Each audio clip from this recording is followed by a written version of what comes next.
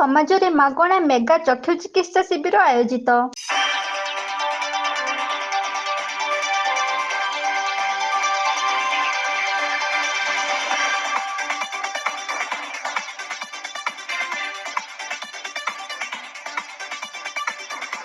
କେନ୍ଦୁଝର ସହରରେ ଥିବା ଗୁଜୁରାଟୀ ସମାଜଠାରେ କେନ୍ଦୁଝର ଖବର ଫାଉଣ୍ଡେସନ ଓ ଭୂମିକା ଚକ୍ଷୁ ଚିକିତ୍ସାଳୟ ଆନୁକୂଲ୍ୟରେ ଆୟୋଜିତ ହୋଇଯାଇଛି ମାଗଣା ମେଗା ଚକ୍ଷୁ ଚିକିତ୍ସା ଶିବିର। ସକାଳ 9 ଘଟିକା ଠାରୁ ଦିବା 1 ଘଟିକା ପର୍ଯ୍ୟନ୍ତ ଚକ୍ଷୁ ଚିକିତ୍ସା ଶିବିର ଚାଲିଥିଲା। ଏହି ଶିବିରରେ କେନ୍ଦୁଝର ସହରର ଅନେକ ରୋଗୀ ଆସି ଚକ୍ଷୁ ଚିକିତ୍ସା କରିବାର ସୁଯୋଗ ପାଇଥିଲେ। ଆଉ ନିଜ ନିଜର ଚକ୍ଷୁ ପରୀକ୍ଷା କରିବା ପାଇଁ ଆଗ୍ରହ ସହକାରେ ରୋଗୀ ଗୁଜୁରାଟୀ ସମାଜରେ ଗହଳି ଲାଗିଥିବା ଦେଖିବାକୁ ମିଳିଥିଲା।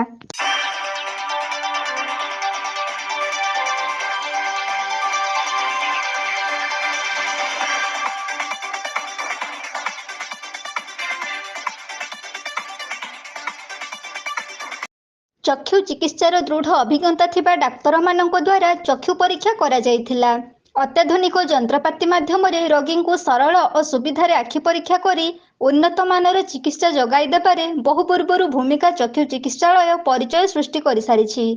ଭୂମିକା ଚକ୍ଷୁ ଚିକିତ୍ସାଳୟ ଦ୍ୱାରା ଅନେକ ରୋଗୀ ଉତ୍ତମ ଚିକିତ୍ସା ପାଇ ସୁସ୍ଥ ରହିଥିବା ସୂଚନା ମଧ୍ୟ ରହିଛି। ଆଉ ଅନେକ ସ୍ଥାନରେ ଏହି ଭୂମିକା ଚକ୍ଷୁ ଚିକିତ୍ସାଳୟ ଆନୁକୂଲ୍ୟରେ ଚକ୍ଷୁ ଶିବିର ହୋଇ ଅନେକ ରୋଗୀ ଉପକୃତ ହୋଇ ସାରିଛନ୍ତି।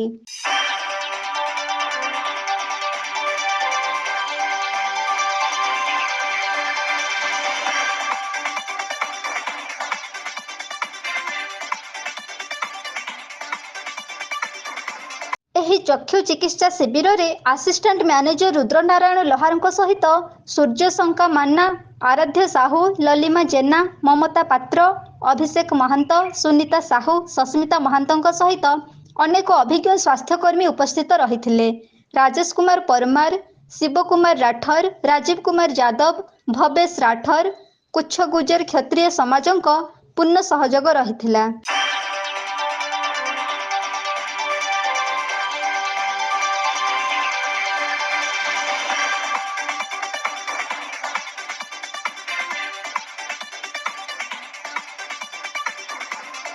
ଏହି ମାଗଣା ଚକ୍ଷୁ ଚିକିତ୍ସା ଶିବିରରେ ଅନେକ ରୋଗୀ ଉପକୃତ ହୋଇଥିବା ବେଳେ ଅନେକ ବ୍ୟକ୍ତି ନିଜ ନିଜର ଆଖି ପରୀକ୍ଷା କରିବାର ସୁଯୋଗ ପାଇଥିଲେ।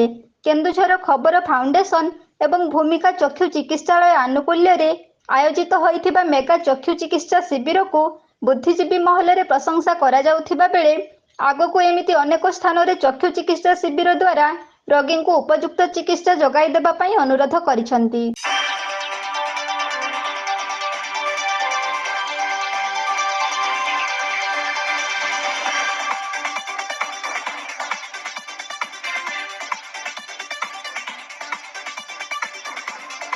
କେନ୍ଦୁଝରରୁ ବାସୁଦେବ ସିଂଙ୍କ ସହିତ ଦେବାନନ୍ଦ ମହାନ୍ତଙ୍କ ରିପୋର୍ଟ, ଏବି ନ୍ୟୁଜ।